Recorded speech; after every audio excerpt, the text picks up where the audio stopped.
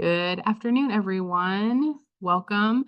My name is Brianna Miranda, and I am one of now two education outreach coordinators at the Fair Housing Center of West Michigan. We're so happy for you all to be joining us today, so thank you. This is our third session of our Fair Housing and Housing Development Series. Roles and responsibilities for planners. Today, I am joined again by Alan Lazo, our lead presenter during this series, and I'm also excited to welcome Kristen Turkelson of the City of Grand Rapids Planning Department. Alan is the former executive director of the Fair Housing Council of Oregon. He has been a longtime community advocate for civil rights and is currently serving on Oregon's Land Conservation and Development Committee. He is also working with Oregon's Housing Needs and Production Technical Advisory Committee. Alan has done a great job with our last two sessions, and I'm really excited for the information provided in this session and our next. The recordings of the first two sessions are available on our website in case you weren't able to join us. Kristen is the planning director for the city of Grand Rapids. She is responsible for guiding public and private development efforts. She works alongside the city commission and appointed boards to carry out the city's master plan, administer the zoning ordinance fairly and equitably, and understand citizens' interests and concerns with development of the city.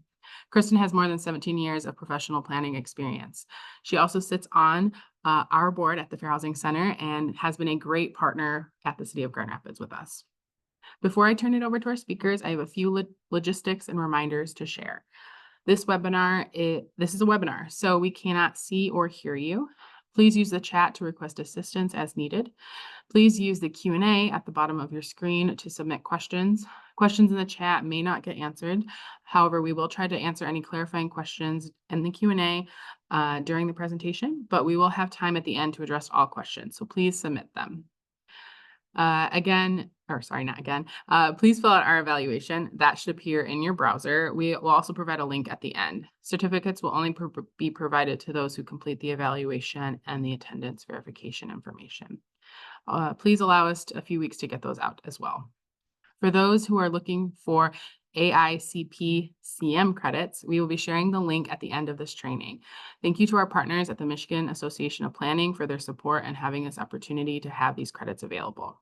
And lastly, this presentation is being recorded and the link will be sent out after the training. You can also visit our Fair Housing and Housing Development page on our website, which will have the link to this recording, the slides, as well as other resources throughout the series.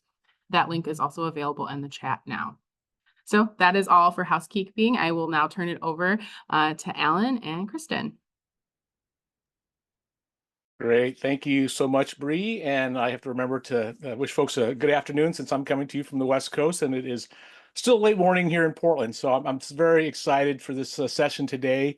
And really, I know that some of you have been with us for the first two sessions and some of you have maybe just joining us today. So I want to take a moment just to cover kind of where we've been in the series a little bit.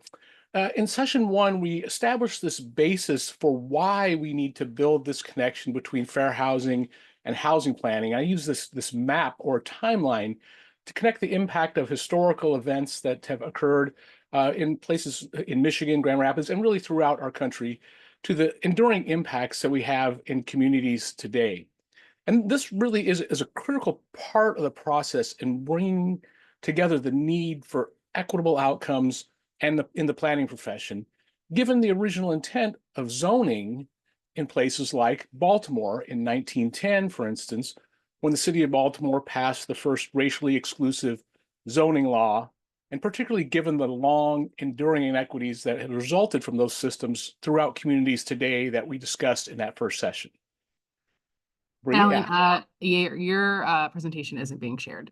Oh my gosh, of course it's not. Well, you don't know what you folks have missed. Actually, I haven't missed much. Alan does have a beautiful graphic of a map, so we do want to see that. How's that look, Bree? Sorry, I should have checked in about that. That looks great. All right, let's go back to the map because I spent a lot of time on it. So again, we really talked about, how, using this metaphor about a map or timeline to understand how we got from the history that we've had throughout this country to where we are today and the continuing inequities, and then really talking about how we move forward on that timeline to reach the communities that we want to build, those inclusive and equitable communities. Again, I talked about Baltimore and that enduring history of exclusionary zoning that really came into play in the early part of the 20th century. And then along that timeline, we also saw that there were responses or remedies to those inequities in the past. And in session 2, we focused on some of the tools that are available and that really are intended again to address those inequities, such as the Fair Housing Act and its protections that for certain impacted characteristics. One of the critical tools from the fair housing movement that we use is the part of the act that is known as Affirmatively Furthering Fair Housing, or AFFH. Which, affirmatively furthering fair housing at the federal level really is defined as it really requires federal fund recipients as they administer their programs relating to housing and community development. So not just housing, but full community development work to determine who lacks access to opportunity and address any inequity among protected class groups, promote integration and reduce segregation, and transform racially and ethnically concentrated areas of poverty into areas of opportunity. So this really then brings us to today's session, where we're going to take a much closer look at what it might look like when together we work to create this marriage between the planning profession and the fair housing movement. And we could look at really what it is that we can do together when we start to move towards that relationship. I'm going to talk about a few places that have developed this relationship between these two, including the work that we've done here in Oregon. One of the places is out in California. They have implemented in 2019 state level affirmatively furthering fair housing.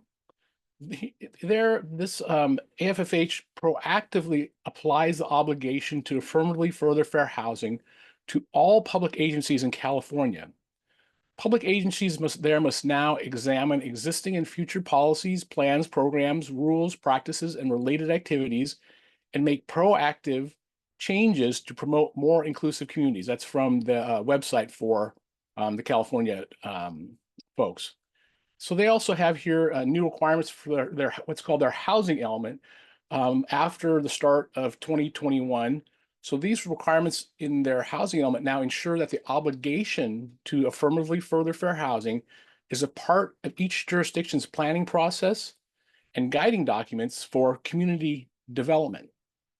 Housing element, the housing element analysis of an AFFH must include an analysis of racially concentrated areas of affluence, and that the assessment of fair housing component of the assessment of fair housing should analyze patterns and trends both at a local and regional scale. So that was really the implementation that we saw down in California. And again, it was really a response to some of the attacks at the federal level on the affirmatively furthering work that was being done in the fair housing movement. In Washington, we saw a similar implementation that was really focused on housing types and housing diversity, and really increasing housing choice there. In an article about the work that's being done in Washington, it said, quote, "Under the new law, cities still control their own zoning laws, which govern where housing can go, but the pressure to meet more specific affordability requirements should convince cities to permit more apartment buildings and townhomes in more places." And we're going to see that theme in how this implementation is done, because there's a pretty close connection between particularly regulated affordable housing and members of protected classes who are most likely to experience discrimination or who have been subject to those historical inequities that we talked about in that first session. Again, the article went on to say that Washington cities are currently in the process of updating their comprehensive plans. So again, a connection to that land use planning and zoning piece, which will guide how they grow again over the next 20 years, like many comp plans throughout the country. It says the new housing goals for each city will become a part of those plans, which are now due in December of this year. So again, we see this implementation in very different ways of that affirmatively furthering concept into these housing planning systems. In Boston, we saw an even different implementation. Again, it really was tied to fair housing and the desire to address some inequities, particularly along racial discrimination lines. In Boston, what they moved forward was an implementation where as new development came in, then they were required to do an analysis of fair housing elements that might be impacted by each of the new developments, things like displacement of current residents, and depending on who might be living in certain areas. So a little bit different implementation than the wide planning implementation that we see in California and Washington. Minneapolis was in the news quite a bit when it quote unquote ended single family residential zoning. So it's really was a different mode of looking at increasing housing diversity. Again, it was really rooted in the history around racial discrimination, racial segregation there. That was really what they based a lot of their work on. But their implementation was really around specifically housing and housing types. And so we're going to talk a little bit more about that later when we talk about, are these efforts working? So then that brings us to out here in the work we're doing in Oregon. So here in Oregon, those of us that are in the fair housing movement and the housing justice movement have been working to address this relationship between housing development and housing planning and fair housing for about 10 years. The state of Oregon has a unique land use planning system with cities required to align their local comprehensive plans with 19 statewide land use planning goals, including Goal 10 around housing. The work that I do as volunteer on the state's Land Conservation and Development Commission is tied to ensuring compliance with those 19 statewide land use planning goals. And really, I came to that work based, pretty heavily on the work that I'd done around housing and housing justice and equity in housing. Prior to the work that we're implementing right now, in fact, this whole week for me has been filled with meetings around the new rules that we are working to develop around this system. Prior to this work, planning around Goal 10 for housing had been this numerical exercise, essentially really just reconciling the number of projected needed housing units in a community with the available developable land.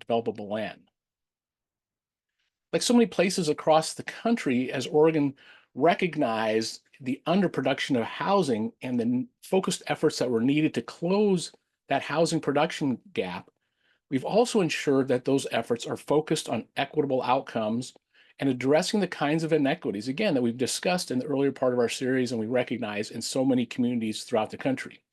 And those pieces that are really rooted in the fair housing movement. You can see here, this is an executive order that our governor issued on her first day in office about housing production, and really also recognized the commitment to supporting that relationship between housing development and fair housing as we increase housing production. The definition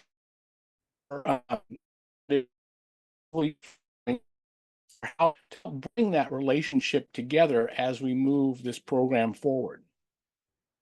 The legislature here, said that affirmatively furthering fair housing means, quote, meaningful actions that when taken together address significant disparities in housing needs and access to opportunity. Again, it mirrors that federal definition around affirmatively furthering. It intends to replace segregated living patterns with truly integrated and balanced living patterns, and again, transform those racially and ethnically concentrated areas of poverty into areas of opportunity. And that really fit into, again, overall, the core goals around this legislation, which is referred to as the Oregon Housing Needs Analysis, or ONA. These three goals around production, affordability, and choice. So I really look at those as, like we do with a lot of metaphors, like a three-legged stool that they don't stand independently. And again, we recognize particularly the relationship around fair housing choice and affordability for many members of protected classes. This then was the implementation then of affirmatively furthering is really going to be contained mostly in a new element of the planning work that we do here in Oregon, a part of it called the housing production strategy that each city over the population of 10,000 will need to produce. And up front, they are going to be asked to, this is the new proposed rules, they'll be asked to evaluate what's called their contextualized housing need. and really start to identify what the needs are for housing in their communities and address a set of fair housing issue areas that they have identified in their communities. Again, with ultimately one of those goals being um, to address inequities and foster inclusive and equitable communities. So there's an evaluation of what the needs are in the community.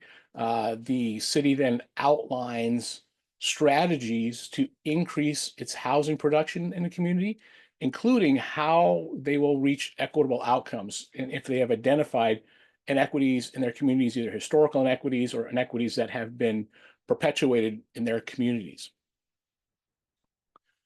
So, one of the big pieces that has really come into play as we've developed this system in Oregon is this desire for cities across the state. And again, we're a state, I think, a lot like some like Michigan and other states, where we have some very big population centers, and then some areas that are more rural or smaller areas. And so we've got cities that are subject to this program that range in size from that 10,000 population level, up to 500,000, 600,000 population. So a wide range of folks. And one of the things that has been really important for the jurisdictions as they're brought into this work is this desire for some support at the state level.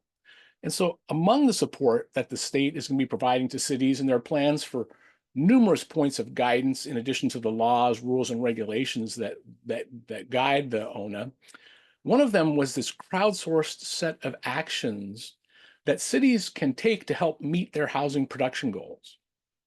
This is kind of the cover page or table of contents for this very long spreadsheet that really is just a listing or menu of actions that cities might take to increase their housing production. And then as we move forward, it will also really build on this, not only the actions to increase housing production, but also how to increase choice, how to increase the ability for these fair housing concepts to be wrapped into their production. And when you look at the categories here that kind of, it says they run from A to Z, but they skipped a whole bunch of letters there, maybe just leaving room for more categories. But what it really recognizes is that by cutting across this wide swath of categories, we see that, and we know that we need to have a multidisciplinary and a multi-departmental approach to reach the housing goals that we need around production in communities, again, not only in Oregon, but across the country.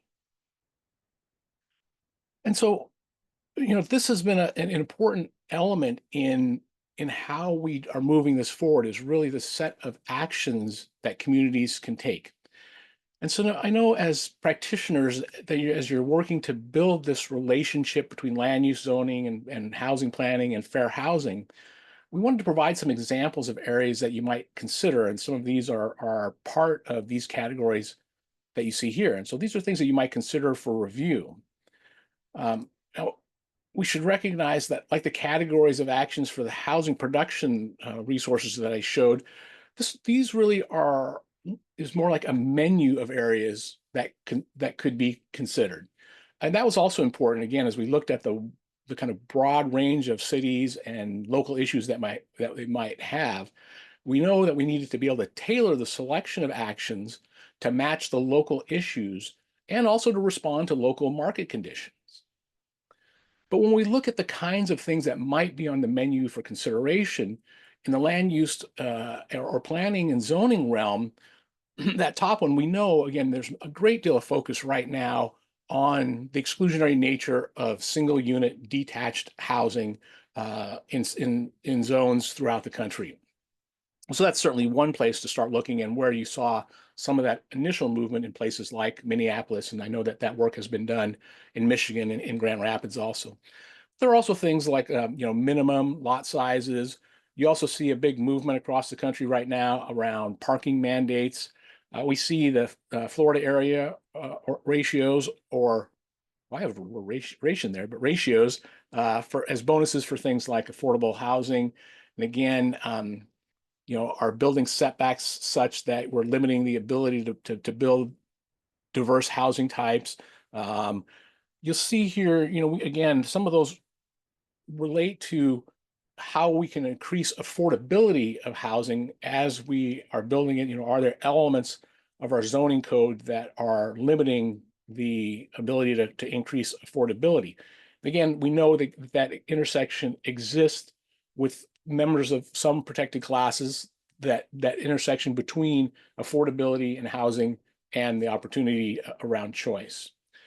And then on the bottom half of this, we also see that there are some specific intersections with protected classes, things like accessibility for people living with disabilities, how we define families or groups for group homes, that intersection for potentially families with children, or the, housing types, are there restrictions on certain housing types in areas? How do we consider manufactured housing or SROs or single room occupancy housing? So again, really kind of a menu of considerations that folks might look at when you're looking specifically at the land use or zoning elements that you're considering. Again, when we spread out and look at the multidisciplinary or multi-departmental pieces for equitable community development, we know that there are a myriad of areas that we could look at. Without a doubt, the connection to transportation and transit is one of them. In a lot of instances, particularly along the production framework of this, are there things that are happening in the permitting process or building codes or enforcement that can help streamline the production of housing? And then again, particularly, can it help streamline the production of housing around affordability or for certain housing types or characteristics that might serve members of protected classes? There's also, one of the refrains we hear quite often, particularly from jurisdictions, is there's just a need for funding, right? Not only for funding for things like affordable or deed restricted housing, but for infrastructure. So all kinds of issues around funding that need to be part of this conversation, but also financing, right? Are there issues with financing models or ownership models that are restrictive? We see that some here in Oregon. There's some work being done on condominium perfection laws, on land divisions, those kinds of pieces. So I don't have to tell folks on this that it's a complicated process, and there are many different ways to come at this. So I think there are things that every community can do to look at what is happening inside a jurisdiction in all areas that might be putting restrictions on or increasing exclusion on how we are producing housing in our communities. And then outside of the jurisdiction, there are also lots of considerations. Anti-displacement or gentrification might be a piece that is controlled by the marketplace in some degree. And so the jurisdiction might need to look at, are there elements in place that we can use to help address those issues if they're going to come up. Similarly, kind of connected to that, does a jurisdiction have in place tenants' rights or strong tenants' rights that can help protect folks who might otherwise be displaced? There are also tools we can use to help ensure that we are reaching communities that have otherwise not had access to opportunity. Affirmative marketing plans as we're bringing new housing online, or working with local partnerships and community-specific organizations that might help us reach communities, again, that have been locked out of opportunity in the past. So that's just kind of a brief listing. I'd encourage folks to really look at some of the resources that are out there and really see this again as a menu into how you might enter into what you're reviewing as you build this relationship. So we also want to continue in that resource frame, as we're calling practitioners into this movement to build and foster this relationship between planning and fair housing. There's lots of other resources that are out there. I think folks on this call probably recognize that this has been a national movement in the planning industry, and the American Planning Association last year updated its equity in zoning policy guide, which is a good resource, particularly around the community engagement efforts. So I think that's a good resource to look into for folks that haven't maybe seen that. We also saw from folks like the Urban Institute and other national resources, lots of articles about zoning reform and housing and resources that can help support work around addressing racial equity issues in that as you work to reform your zoning code and your land use planning efforts. Of course, I'd be remiss if I didn't point out to you the fair housing specific resources. Bree mentioned at the beginning that they are collecting the resources that as we go through this webinar series at the Fair Housing Center of West Michigan's website. And then also at my former organization at the Fair Housing Council of Oregon, as I said, we spent about 10 years involved in this conversation and how do we better build that relationship between housing planning and fair housing and working with jurisdictions on, within that system that we have here, that statewide land use planning system that we have here in Oregon, including developing a set of guides that specifically talk to planners and members of jurisdictions about how to make that connection between the planning work and building fair and inclusive communities. So with all the work that's being done around the country and all these resources that we have, it really also gives rise to the question, is this working or will it work? Much of this work in the past several years has been rooted in the work that Richard Rothstein did in his research in The Color of Law, and then their follow-up book with his daughter, Just Action. And she recently had a blog post that talked about, this growing case for zoning reform, really talking about the fact that, for instance, there's a Pew Charitable Trust study of the work being done in Minneapolis that really showed that it was working to increase housing supply and slow rent growth. But she asked the question, but does it reduce racial segregation? And she notes in the blog post, quote, that other studies have confirmed these findings, that localities that build more units have lower rents and fewer unhoused residents. She says that that Pew study does show that it can make a big difference in housing affordability, homelessness, and displacement of Black residents. She goes further on to say, though, however, researchers have not yet analyzed how these reforms have impacted neighborhood level segregation. Minneapolis's advocates of zoning reform, there in particular, the authorization of duplexes and triplexes. That was the original way that they had, again, ended single-family residential zoning, was by allowing those types of multifamily or middle housing pieces to be built on what previously had been single-family lots, claimed that it would decrease the city's racial segregation. But the Pew report did not address whether the zoning changes had this result or whether the increase in the city's Black population took place in already segregated African-American neighborhoods. She says, I hope that future research addresses these questions. And a recent journal in the American Planning Association was a study about California's implementation. This, again, it focused on, can that implementation particularly impact land use plans? So the study really focused on land use plans because they continue to play a major role in perpetuating socioeconomic and racial segregation, and because local government planners control this structural impediment to integration. Said the first order challenge in achieving AFH goals is forcing higher income municipalities to allow multifamily and subsidized housing at all.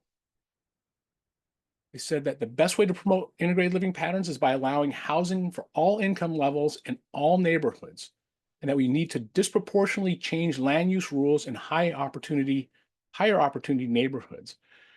So again, this is a theme that we've seen repeated.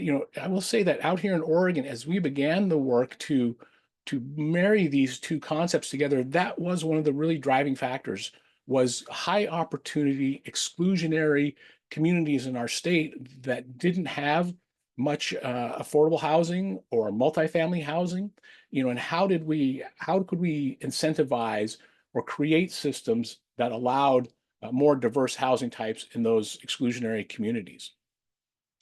The study, I will say, if you check it out, says that the implementation doesn't go quite far enough in addressing racial integration in communities, and they interestingly offer a calculation for a metric they call a fair housing land use score, which I think is a really interesting opportunity for us to create a metric that might measure how zoning might be impacting the fair housing concepts that we're trying to implement.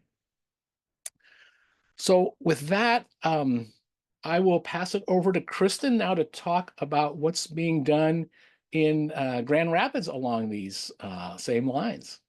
So thanks, Kristen. I'm going to stop my share. All right. Thank you, Alan, so much for that.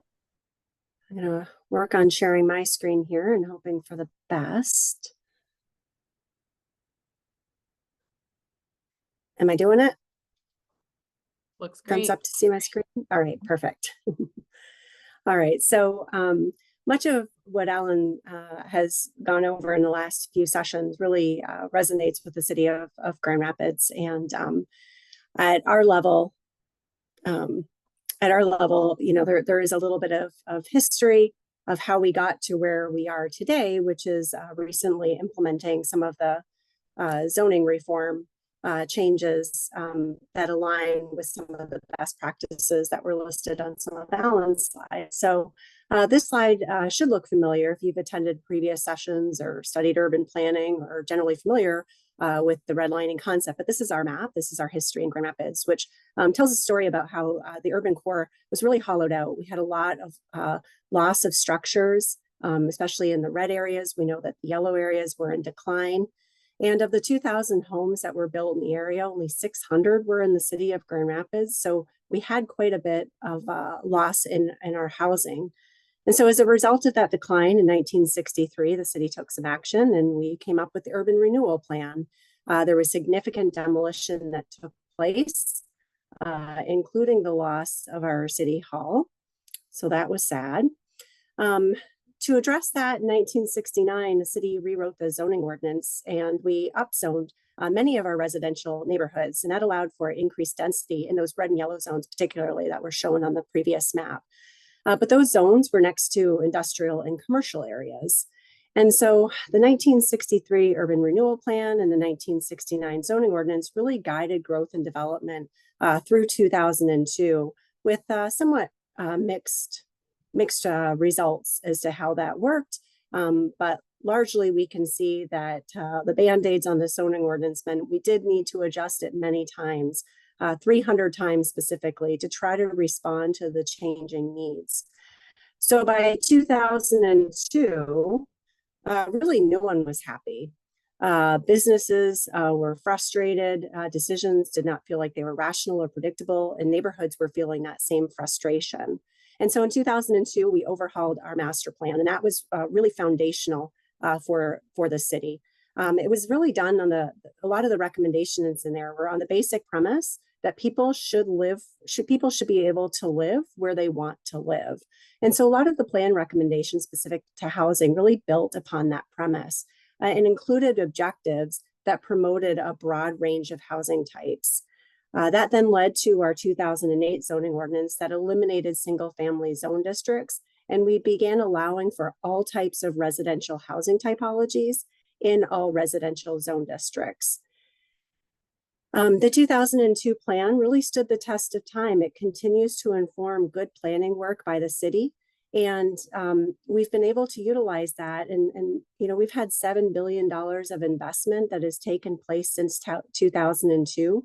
A lot of good planning work. It's a relevant document that city staff continues to use. Admittedly, we are in the process of updating our master plan right now. Hopefully, fingers crossed, we should have that by the end of the year, and really try to take the plan to the next level, or the city to the next level. So although significant progress was made in 2002, the master plan and the subsequent zoning ordinance in 2008, we were starting to see by about 2015 or so that more progress was needed. It was becoming increasingly clear. We were having calls for more housing, the need to allow for additional housing. So the city embarked upon several housing studies. However, the implementation of those studies were really challenged by this perceived lack of data. And so in 2020, the Housing Next was commissioned to conduct a housing needs assessment. That assessment was then updated in 2022 and quantified the need of housing, and specifically for 14,000 housing units were needed in the city specifically by 2027. The study did further break down what types of housing was needed, ownership, price points, etc. But upon receiving that report or that update back in 2023, it was early 2023 when the City Commission received the presentation, unofficial or informally, I guess, they sort of looked at us and said, we need to do something. And so what they ended up doing was directing the Planning Commission to consider some zoning reforms that would support the incremental infill of new housing to allow for the additional housing supply. So like any good planner or planning department, we went back and started looking at the data that we had. How many units were we producing? And if we go back, we went back to 2015 and realized that on average, we're really only producing about 538 new units. We need to average about 2,800 new units to meet that target. So in short, clearly, we were grossly underproducing. And when we went back further into the data and said, well, what types of units are we producing? We were able to determine that the vast majority of the units were in these larger format or 20 unit plus developments. And so we know that there's many reasons for that with our experience. We know that our lot width and area requirements, for example, we're supporting these large scale developments more readily than some of the duplexes or quadplexes, missing middle style development. And so we know that that's problematic for many reasons. A lot can really catapult neighborhood change. And also, when we look at who's building these units, we know that those opportunities are really limited with the capital needed for these types of complexes. And so that was part of really foundational for us to determine the trajectory of where we wanted to go with the zoning reform. And so we had a lot of agreed upon understandings with the City Commission and the Planning Commission before we started this process. We ultimately were in full agreement that the status quo of what we were seeing was no longer acceptable. We know that we were having a housing shortage. We were having disproportionate impacts to our lower income and our BIPOC communities.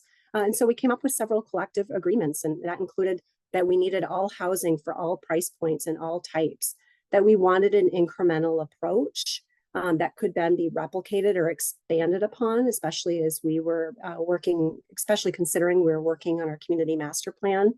And there was also an acknowledgement that zoning reform in and of itself is not going to independently solve the housing shortage, but it's certainly within our control and it certainly will help. So all of these recommendations I'm going to share with you now were really an effort to focus on increasing housing supply and further diversifying the housing typologies in the city, and thus increasing the affordability. So the first, there was about 5 buckets, if you will, or themes that the City Commission and Planning Commission were in agreement with. The first one was accessory dwelling units. And where we ultimately landed was streamlining the review process, making them all permitted or by right uses. We eliminated the owner occupancy requirement that was previously in place. We were allowing we now allow an association with single and 2 family dwellings, and we eliminated the parking requirement. So really trying to look at what barriers were in place in terms of zoning that would, if we remove them, would allow for the creation of new accessory dwelling units. The second bucket was about unrelated occupants. Prior zoning ordinance defined family as no more than 4 unrelated occupants, which means that any home that had renters couldn't have more than 4 individuals. And that would be true even if the home could safely, by building housing codes, support 5 or 6 individuals. And so the City Commission looked at that, Planning Commission looked at that as an opportunity, a really low cost entry into providing more bedrooms, more housing opportunities available to people very quickly at a very low cost. And that there was an understanding that, yes, landlords might be able to benefit from this, but we're going to remain focused on providing housing and focus on people versus what other ancillary outcomes like landlord profit might be in place. In the city of Grand Rapids, we have a group living definition includes a variety of uses, but for the purposes of this effort, we focused on SROs or single room occupancy and transitional shelters. And so SROs, I think that what we were seeing was really speaking to the changing needs or the how people wanted to reside together. And so single occupancies were previously viewed as more of a transitional use. But what we were starting to see was it to be more of a permanent housing arrangement with different types of households. So we modified the definition. We did a tiered approach. So we allowed for these small scale SROs within our residential neighborhoods and tiered that up to larger scale SROs and tried to focus them more on our commercial zone districts, for example. We did require a good neighbor plan. That was something that it's encouraging the development group or the property owner to develop agreements with the neighbors that they're the neighborhood that they're within about how to be a good neighbor and some commitments. Largely, it focused on communication, improving communication, and then also looking at increasing the tenancy period from what was previously 32 days to 90 days. The second part of the group living was regarding regarding shelters. The prior ordinance really focused shelters to concentrate in commercial zone districts. We've seen varying degrees of impacts with that. A lot of our shelters are located on South Division. And so really looking at providing more opportunities for smaller scale shelters within our residential neighborhoods. And a lot of our family shelters, for example, really looking at the reuse of former churches or former institutional buildings. And it seemed like a really good use, but was never permitted previously. And so this allowed for those opportunities to exist, but in all cases, did require a planning commission review process. The recommendations around small-scale residential infill probably will prove to have the most significant impact in terms of allowing for new housing supply to be created within the city. Like many communities, we looked at our lot width and area requirements and reduced them significantly. We now allow for up to 6 dwelling units by right, meaning through an administrative review process. However, for that to happen, it must be located within our traditional neighborhood low density residential or our TN LDR zone district. The map on the screen shows where within the city that zone district exists. And then also making sure that those our land use plans are tied to our transportation plan. So in order to be permitted up to 6 units by right, really focusing on some of our higher volume streets that are served by transit, good access, good walkability, good access to goods and services. And eventually we do envision that this concept could be expanded throughout the city. But this was the low-hanging fruit, at least for purposes of this effort. We looked at I think I mentioned our lot width and area requirements. And then I think it was really important for us to make sure it was clear that this would then allow for conversion of existing housing stock. Prior policy discussions really looked at preserving the existing housing stock, and anything that had a greater density would be in a new building. So it was really important that we were clear that this would allow for conversion of existing housing.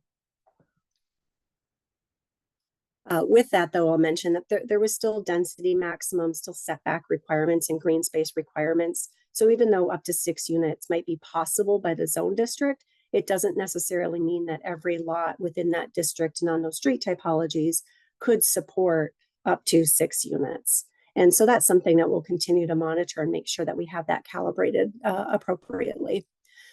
The last bucket or big area of change was around parking, and really recognizing that if we were going to allow for increased housing supply, we then couldn't also leave in place the requirement for 1.5 parking spaces for every dwelling unit, that there's simply not enough land available. And we know that parking also adds cost. And so from our perspective, we knew that the types of streets where we were allowing these higher density developments to go on are already serviced by transit. The city has quite a bit of mobility plans, expanding our bike network. Our micro mobility options are increasing. And so it doesn't mean that parking isn't permitted. It just means that it's no longer going to be required by the zoning ordinance for those types of streets, and really letting the market determine what is necessary. So that again was a pretty significant change. So I think a good summary is here on the screen, that these amendments were really focused on increasing housing supply and housing typology. We wanted to make sure that we had an incremental approach. We know in planning world that when the pendulum swings too far, a lot of reaction can take place and can swing the other way. When you're talking about adjusting housing regulations, housing is some of the most one of the most personal things someone can experience. And so we have to be really careful, really balanced in making sure that if we're incremental, we can then expand it in the future or recalibrate, that it doesn't have to be permanent, that we can adjust. A lot of research went in. I work with a really great team at the city planning department, and a lot of people spend a lot of time researching, finding out what are the best practices, what are the zoning reform toolkits that are available to us, and then using those recommendations and those ideas and exploring whether they would work within the city of Grand Rapids, and making sure, of course, that those recommendations or those best practices are tailored to what is needed within the city. We used a lot of also from past efforts, we used a lot of the recommendations that came out of those prior housing projects that I've mentioned, like Great Housing Strategies, Housing Now, and the Community Master Plan that's currently in progress. We were, at the time of this, about 2/3 of the way through our Community Master Plan. We had tested already a lot of ideas and concepts about density and housing types with our community. And we're hearing some really positive support for allowing for more housing supply and the recognition that there was a need. And so we were able to pull a lot of that information forward, or the implementation of that forward. And we knew that that was a possibility right from the get-go, from the time we issued the request for proposal. It was important that we identify trade-offs, that we know that there will be impacts associated with this. Some of the examples that we used were, if we're going to eliminate parking requirements for new housing developments in that district and along those streets, it might be harder to find a parking spot out in front of your home. That's a consequence, or that's a trade-off. But I think the Planning Commission and the City Commission both were really determined to remain focused on people, that people need housing, and that it's not going to come without impacts or trade-offs. And again, an acknowledgement that the status quo is simply no longer acceptable, that we had to do something. Through the implementation or the adoption process, there was an acknowledgement. There was acknowledgement that maybe we didn't go far enough. Of course, there was some sentiment, mostly by community, that maybe we went too far. And so we really felt like we had a measured or a balanced approach, and an acknowledgement that a plan is a plan. And we wanted to do something, and we have the ability to evaluate it and make a different decision if it's necessary in the future. I know for planners, that makes us a little bit uncomfortable, but again, remaining focused on the need for housing, and the fact that we accept that the status quo isn't working for everybody in our community, it's not meeting the needs of our community, there was a strong push to do something more immediate. And then also an acknowledgement that, again, zoning is not going to independently solve this issue, that we have to work in conjunction with the other efforts that are in place, or other tools that are available to us. Throughout this process, the city did receive a lot of questions, a lot of comments. We were able to distill or boil all that down. We produced a multi-page kind of an FAQ style document that is available on our website. Many of the questions were focused on the impacts of the proposed changes, such as, with equity, what are the impacts? What impacts should be expected if these amendments are adopted? Who's going to financially benefit and who's going to be harmed? We were asked the question, do these proposed changes violate fair housing? The answer was no. What safeguards are in place to protect tenants? So there's a lot of really great questions that were focused or that were asked of us. A lot of the questions were about equitable outcomes.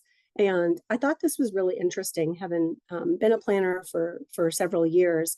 a lot of times when we talk about density or adding supply, the concerns are about, traffic, noise, parking, those people we don't know. But it's not often about who's going to be impacted if these amendments are implemented. And so I thought that was really interesting. And it really took a team, a collaborative team at the city to be able to address that. So that's an area of growth that I think is probably going to need to be looked at for planners. Staying on the theme of, more than just zoning, part of our own process included the need to educate our community and really root the concerns in reality versus these hypothetical, the sky is falling scenarios that were provided. An example of this is our zoning math board, really trying to help people understand that just because we made something possible doesn't make it feasible in every scenario. So, for example, although the ordinance may allow quadplexes in the city, it may not be possible for every home to support that conversion. We still have to consider or understand what is the market, what are the rental rates, what are the construction costs. I think this really helped temper the fears that some parts of our community had when we talked about increasing density. So that was it was an interesting process for us to go through and really expanded, I think, our vocabulary with how we talk about housing. We talked a lot about the benefits of density, density contributing to walkability, more prosperous business districts, improving our mobility options, financially stable tax base that provides better funding for schools and services. We know that additional housing supply can improve affordability, especially when that supply is dispersed equitably throughout our community. And if we fail to allow these opportunities to exist in all neighborhoods, we know that that's going to exacerbate the gentrification and displacement concerns.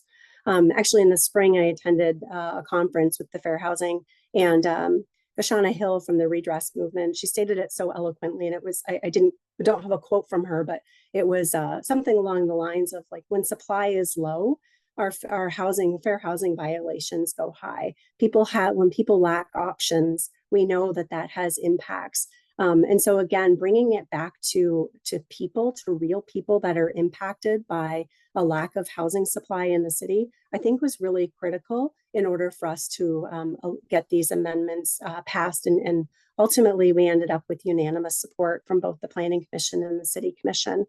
And within the fair housing world, when I'm sitting on the board, which is such a privilege, and an educational experience, you look at the number of fair housing cases that we experience here in West Michigan. 52% of those cases in 2023 were based on disability, and 31% were based on race. That should alarm us all. That should be upsetting to us all. And again, when we go back to who's impacted by the lack of supply, that's incredibly some statistics that we want to remain focused on in terms of to motivate us to do things differently.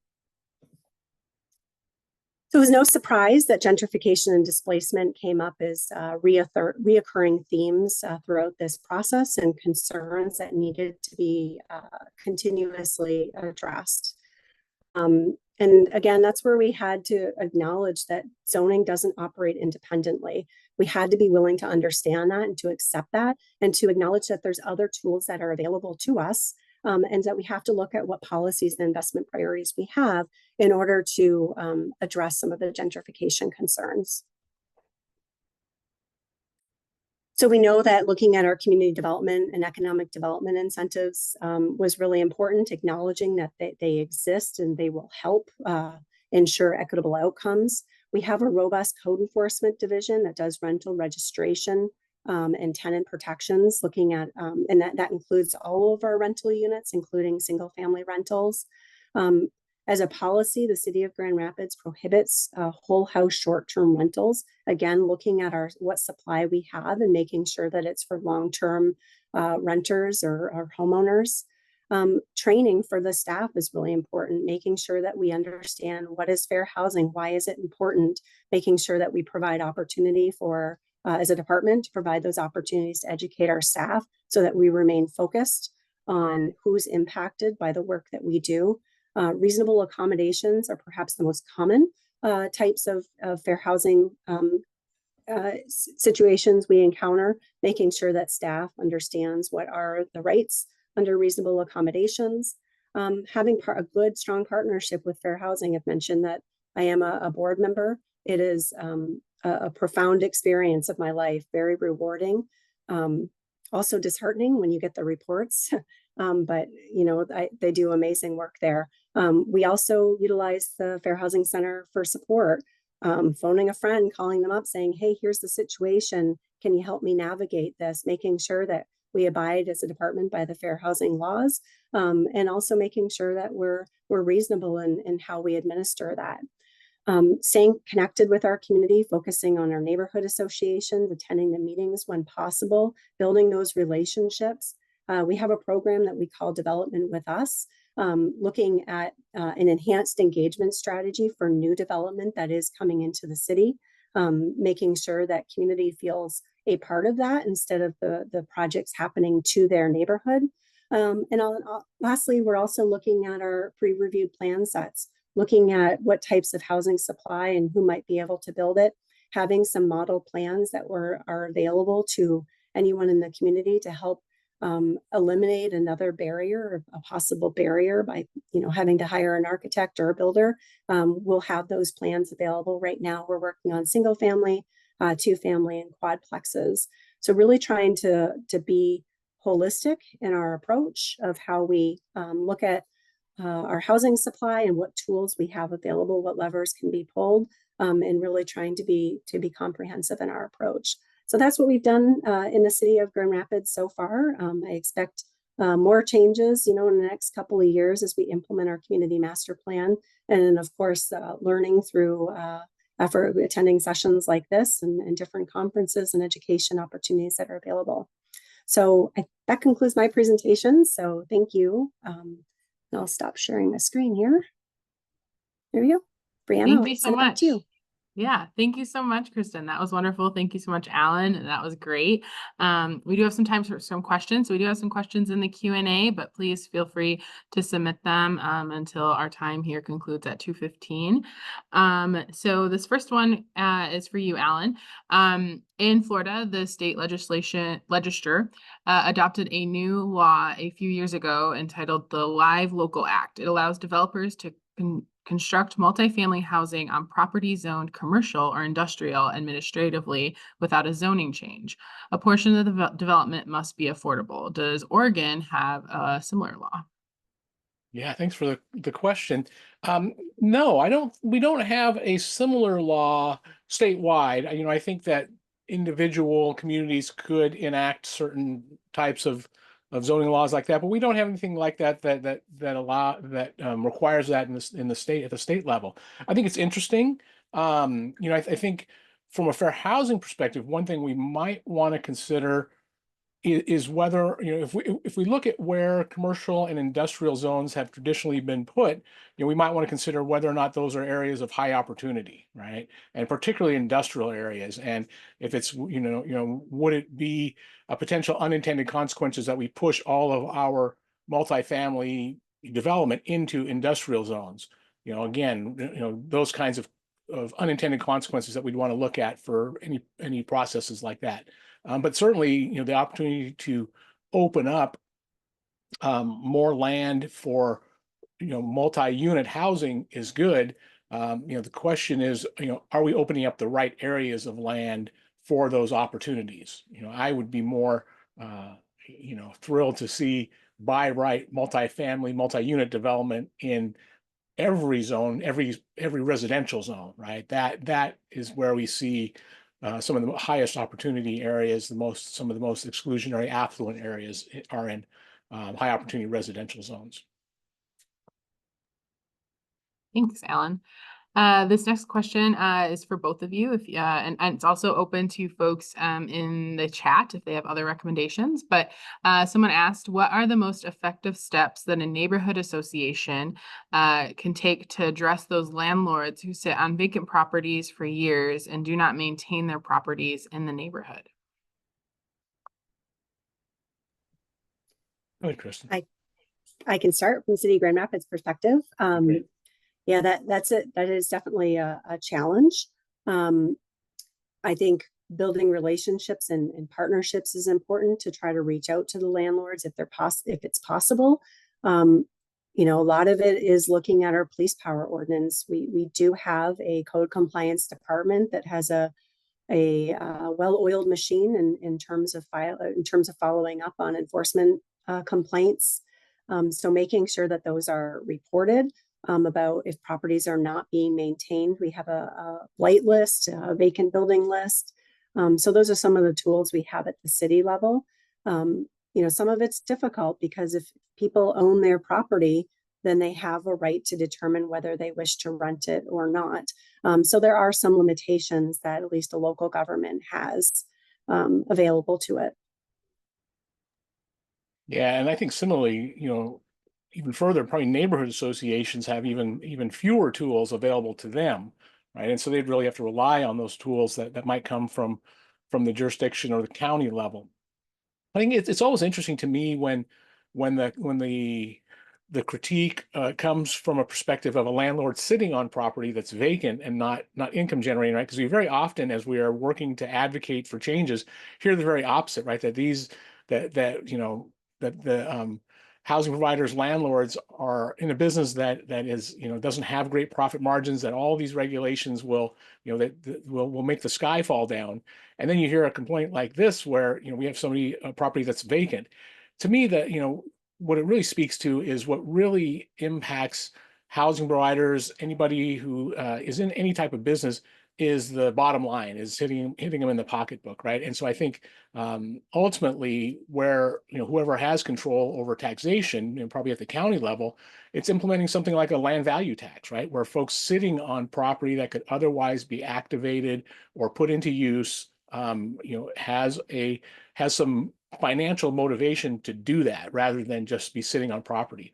I think it's also interesting, it goes all along the same lines of the impact of, as you referred to, Chris, the impact of short-term rentals on the housing marketplace, right? So there are lots of different factors in what affects a housing marketplace, and certainly inactivated land or land that's remained vacant or not put into its highest use, needs to be activated in that way to help us solve this, this problem.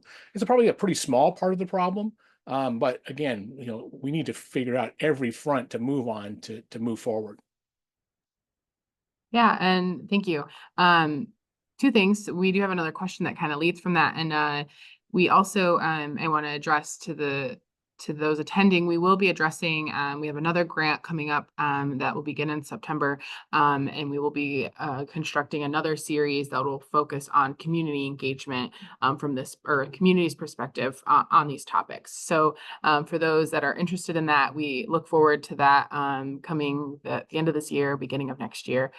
Stay tuned on that. Somebody put in the chat, Detroit has proposed state legislation that allows vacant property to be taxed in this way. What do you guys think of this proposal? Kristen, what do you think it would work in Grand Rapids? Sorry, I'm just rereading the question there. Gosh, I don't know that I'm feeling equipped to answer that as the city planner. I think I would want to phone a friend and talk with our team to determine whether that's a proposal that could work in the city. I just don't know. I'm sorry. That's fair. And another question for you, Kristen. You mentioned a shift in the type of questions you and your team experienced when you were going through your zoning reform efforts beyond the sort of usual suspect questions on noise, traffic, parking, etc. Do you have a sense of where that shift came from? Do you feel more community members are more engaged, more aware of equity in the process? Things along that line. Yeah, I think it's all of the above. I think that those that were engaged, heavily engaged in the process, were pretty well educated, well involved, have been involved in past planning efforts. So I think that there's that.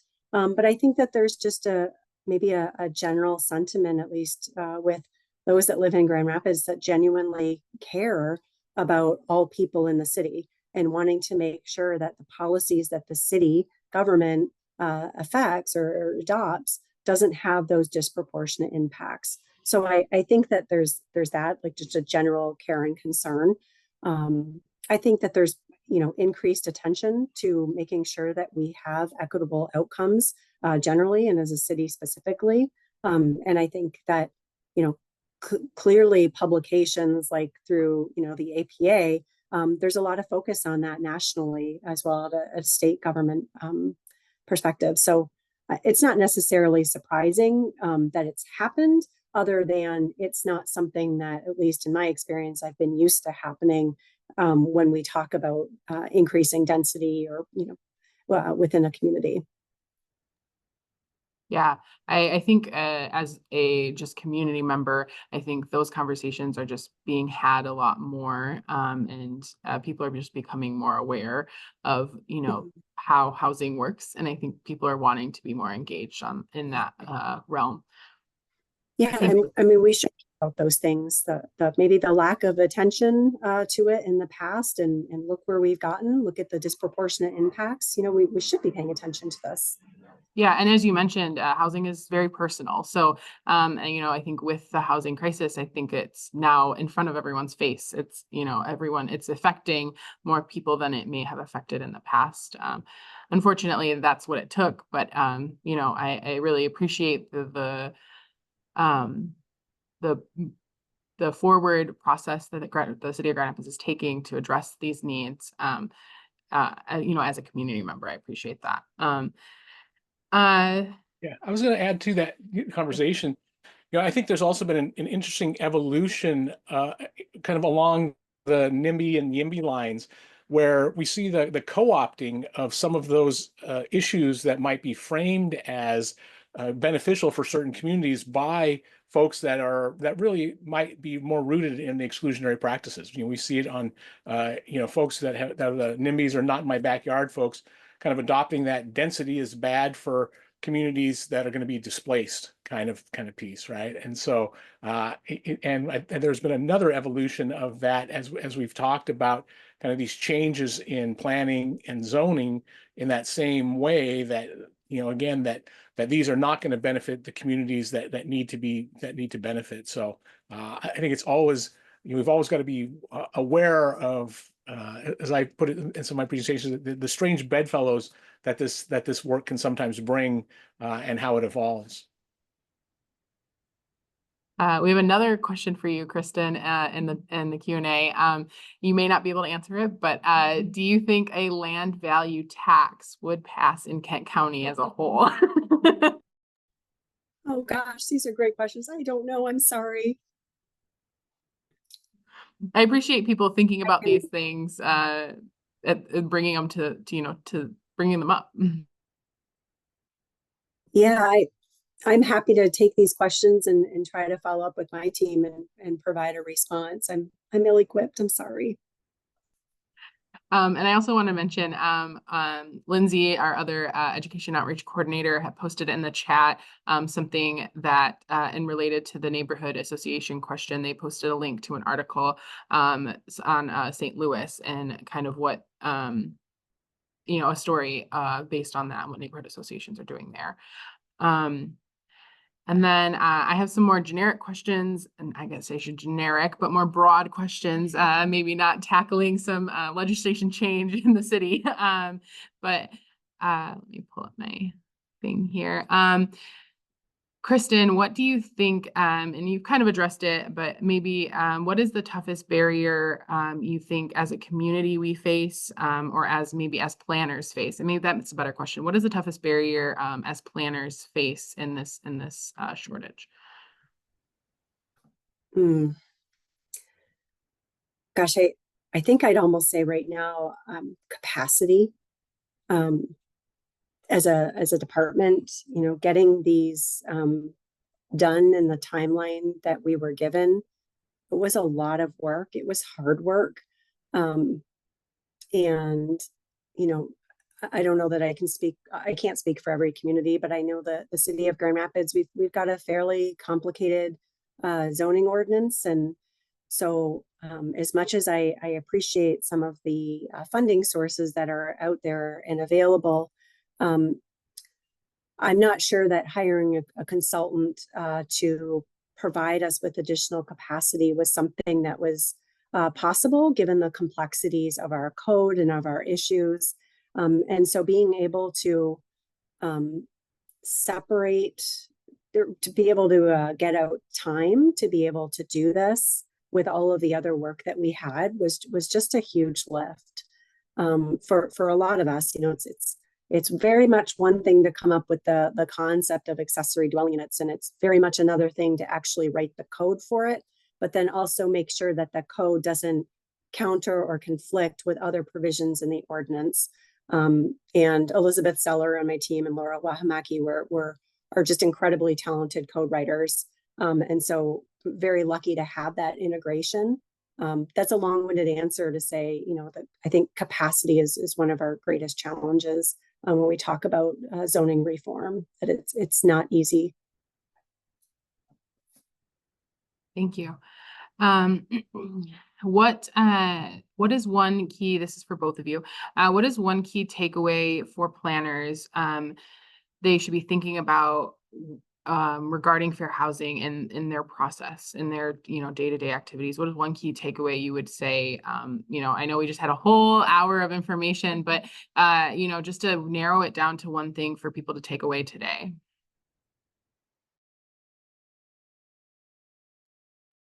It's a big question, I know. I'll say one thing for me. I used to we talked to a lot of different groups, and one of the things I used to say in front of a lot of different groups was I'd be in front of a realtors group and I'd say, oh, I love talking to realtors because, you know, because they're such a big part of this. And that shifted to one of, I love talking to planners now. You know, there's been over the last couple of years, it's been this real resurgence of, or surge of talking to folks in the planning profession. And I think because it is a new part of the movement. And so I think that one of the key takeaways, though, is that the work isn't necessarily new, that many of the things and many of the concepts that you all have been working with and working toward are part of what we also have strived for in the fair housing movement, but they've been so separate, right? And so really there is a real natural relationship that exists between the work in planning and the fair housing movement, even though they tend to take place in very different parts of jurisdictions very often. So that's what I would say, that I think that there's a lot of things happening that fit the movements together. And so just start to look for those connections and build those relationships between the two bodies of work.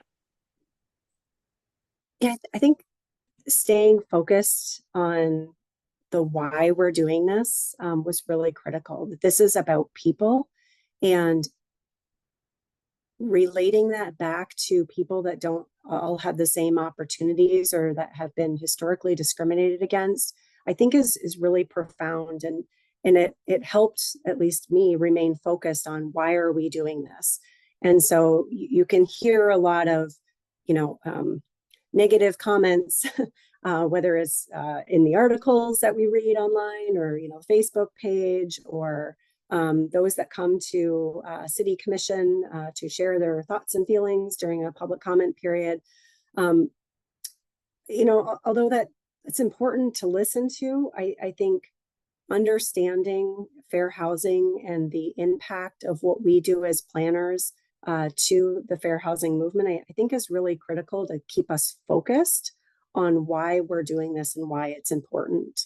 So I guess that would be my big takeaway is the importance of being involved, and because it helps you continue to make forward progress.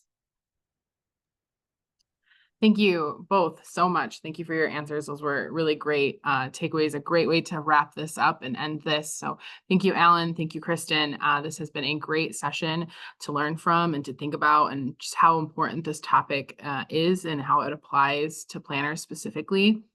With that being said, we will be sending out information on the next and final session. So please join us next month on August 6th at 1 p.m.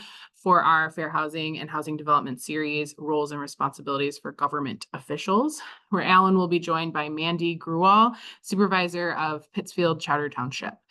This session, as a continuation of the series, will highlight how excuse me, will highlight more of how fair housing can be put into practice from the perspective of elected and appointed government officials. However, everyone is welcome to attend, and we welcome that. Included in our follow-up email, we will be linking the recording and resources and to our page. We will also be sending out the link for the AICPCM credits. In case you missed those that link is in the chat now, but in case you missed that, we will be sending it out after this. And then if you are also calling in today and you need the links, please email us so you can receive those. And lastly, please do not forget to complete the evaluation and let us know how this was. We really appreciate any feedback. And additionally, if you want a certificate, there is an opportunity to request that within the evaluation. That link is also in the chat. So thank you, everyone, and have a wonderful rest of your day. Thank you, Kristen. Thank you, Alan, for your time and energy into this. Have a wonderful day, everyone. Thank you.